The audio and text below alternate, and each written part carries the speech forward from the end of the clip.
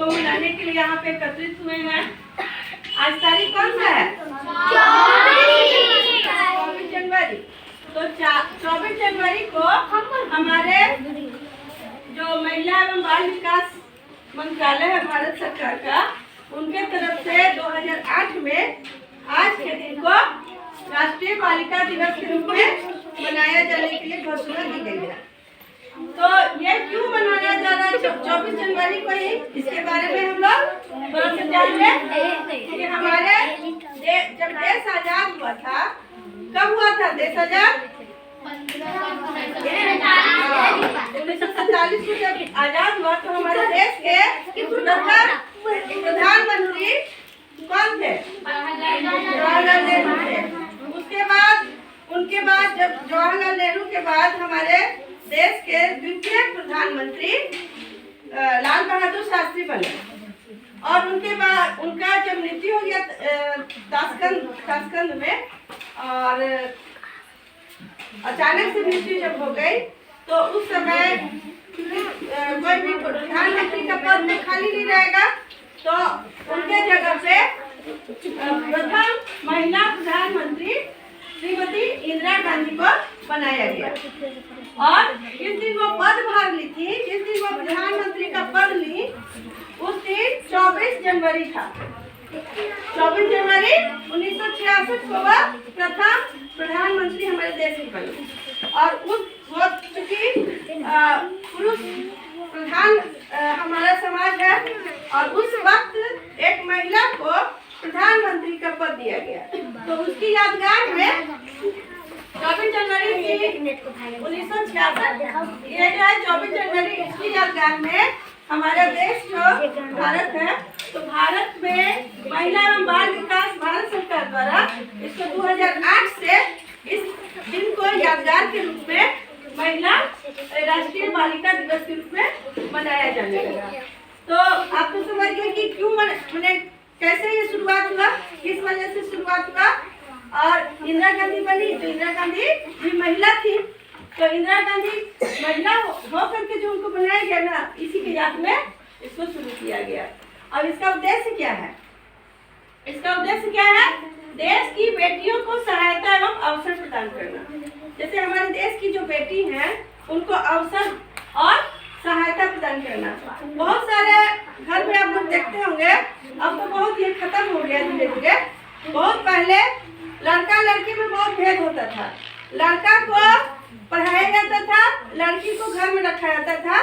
घर में घरेलू काम वगैरह हम लोग जैसे अपनी माँ का और पिताजी का ये सब का काम वो घर में हम लोग सहयोग करते थे, या कि घर में खाने ही पकाते रह जाते थे। घर के सब घरेलू काम ही करते रह जाते थे, और उनको शिक्षा का अधिकार नहीं दिया जाता था, उन्हें स्कूल नहीं भेजा जाता था। तो इस चीज की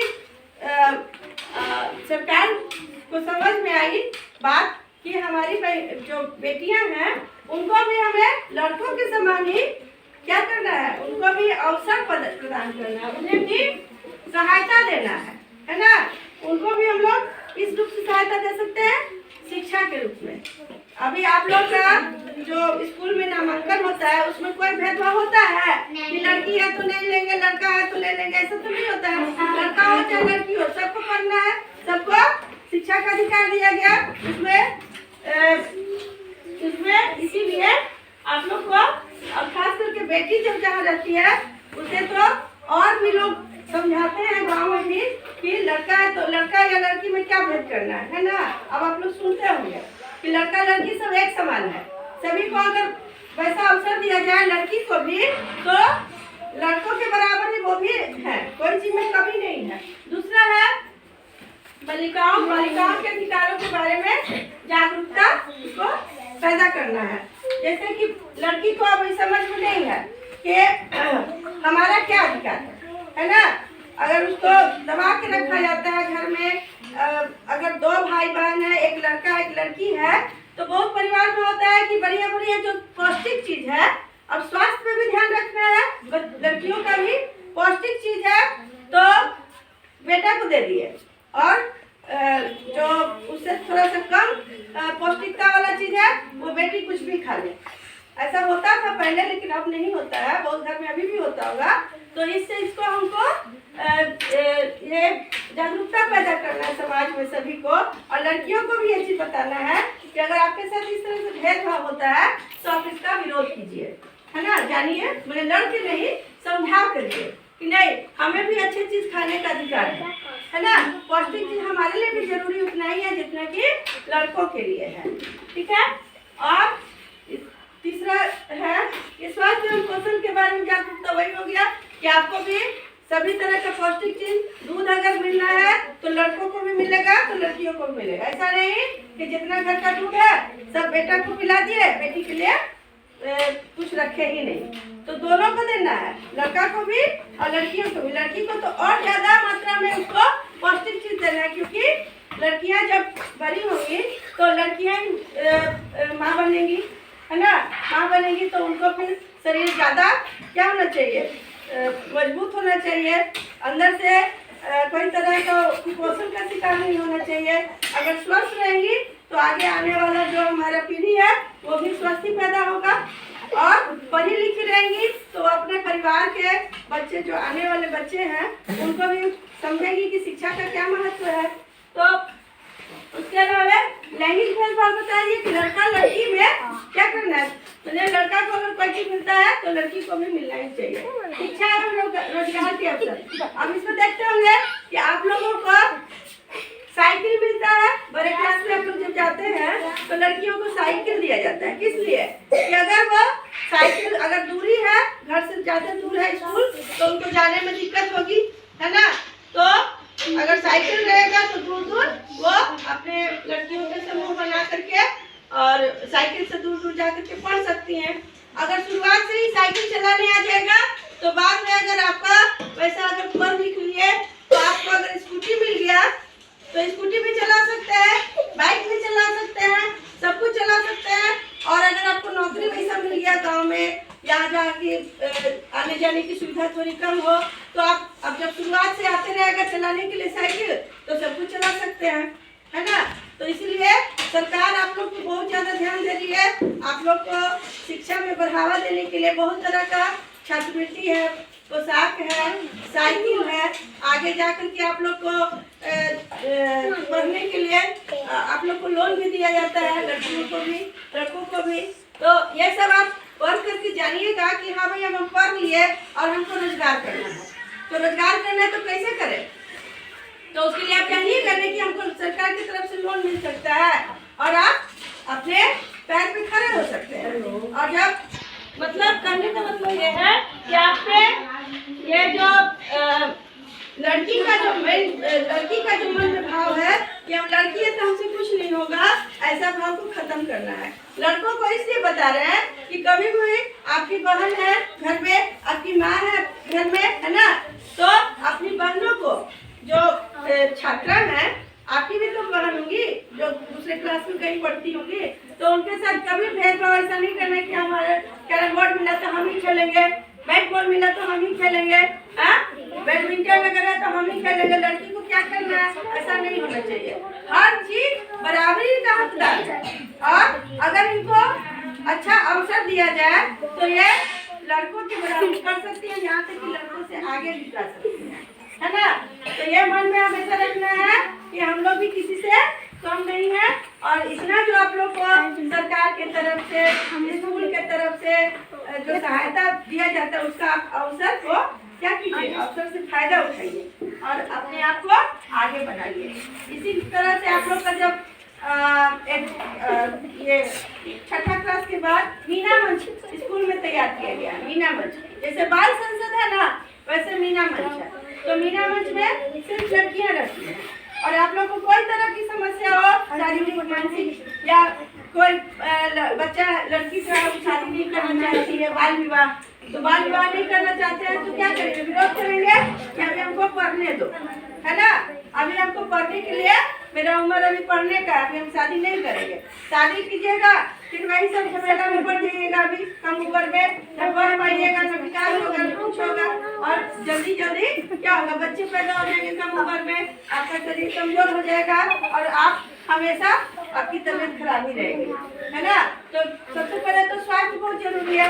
अगर आप अस्वस्थ हैं तो क्या कुछ नहीं सोच सकते हैं, अपना विकास भी नहीं सोच सकते हैं और घर का विकास भी नहीं सोचिएगा। इसलिए हम लोग को सबसे पहले ध्यान देना है शिक्षा पे, है ना। लड़कियों का तो देख रहे, पहले लड़की कम पढ़ती थी, लेकिन अब हर घर में लड़की पढ़ती है। और जो लड़की को स्कूल में नहीं आने दिया तो आप लोग को बता दें, जो अगर लड़की पढ़ना चाहती है और उसको घर में लोग रखे हुए हैं पढ़ा स्कूल नहीं भेज रहे हैं, उनको जाके आप बताइए कि नहीं, हम लोग को क्या है, शिक्षा का अधिकार हमें भी मिला है, लड़कों को अगर मिला है तो लड़कियों को भी मिला है। और हम भी पढ़ना चाहते हैं, हमको पढ़ाई। शादी अगर होता है तो विरोध कीजिए कम उम्र में कि बाल विवाह मना है, सरकार की तरफ से उसको रोक लगा हुआ है। आप किसी से भी खबर कीजिए, स्कूल में खबर कीजिए या थाना में जाके खबर कीजिए। आपके साथ अगर दहेज, जैसे दहेज देना अपराध है, और तो ये आप शुरू से ही जानिएगा, बचपन से ही, ये हम क्या करेंगे, हम अपने माँ बाप को ये समझाएंगे कि दहेज के बिना हमारी शादी कीजिए, है ना। दहेज हम क्यों, हम ही आदमी है, लड़का भी आदमी ही है, तो फिर हम हमारे माता पिता इतना पैसा कमा करके किसी को क्यों देंगे, है ना। तो ये सब बात शुरू से ही आप लोग जानते रहिएगा। तो इस तरह से हमारे यहाँ जो जितना कुप्रथा है, हमारे यहाँ जो प्रचलित जो चीज है, जो कि खराब चीज है, उसको आप जब सब शुरू से ही बचपन से सब जानते रहिएगा तो उसको क्या कीजिएगा, रोकिएगा, है ना। तो रोकिएगा तो बाहर के लोग जो नियम कानून से जो रुकता है, उससे कहीं ज्यादा आप लोग जान करके जागरूकता पैदा करके आप उसको अपने आप ही ना रोकिएगा, है ना। आप अगर रोकना चाहते हैं तो रोक सकते हैं। कोई तरह का कुप्रथा है तो उसको, जैसे लड़की घर पैदा होती है तो घर में सब लोग क्या करता है, दुखी हो जाता है कि जहाँ लड़की पैदा हुई, लड़का पैदा हुआ तो बड़ा खुश हो जाते हैं। क्या फर्क है, अगर आप भी बड़े हो जाते हैं, शादी हो जाती है। आज की लड़कियां जब बड़ी होंगी, अभी दिमाग में ये बात रहेगा कि लड़का लड़की में कोई फर्क नहीं है, तो अगर आप लोग के यहाँ कोई लड़का लड़की पैदा होती है तो दुख मनाइएगा नहीं ना। कहीं लड़की है तो क्या हुआ, हम लोग पढ़ाएंगे लिखाएंगे, उसको अच्छा से काबिल बनाएंगे, वो लड़का से थोड़े कम है।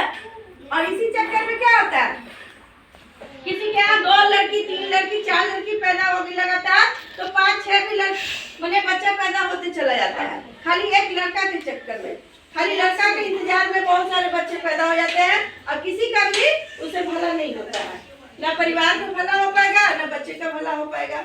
लड़का या लड़की क्या नहीं रहे, लड़की रहे चाहे लड़का रहे, बस ये सोचिए कि 2 ही हमें रखना है बच्चा, एक रखिए या 2 रखिए, बस इससे ज्यादा नहीं। तो इससे क्या होगा कि अभी से ही आप जब सब कुछ जानिएगा तो आगे जाके जब बड़ा होइएगा तो हमारे देश में जितना भी कुप्रथा है, जो कि हमारे समाज और परिवार में ही सबसे ज्यादा है, तो उसको आप रोक सकते हैं। और आप भी, हमारी यही शुभकामना है कि आप सब भी बड़े होकर के देश की, जैसे श्रीमती इंदिरा गांधी प्रधानमंत्री बनी, उसी तरह से आप लोग भी बहुत ऊंचे ऊंचे पद पे जाइए और वहाँ शोभा पाइए और देश का भी नाम रोशन कीजिए।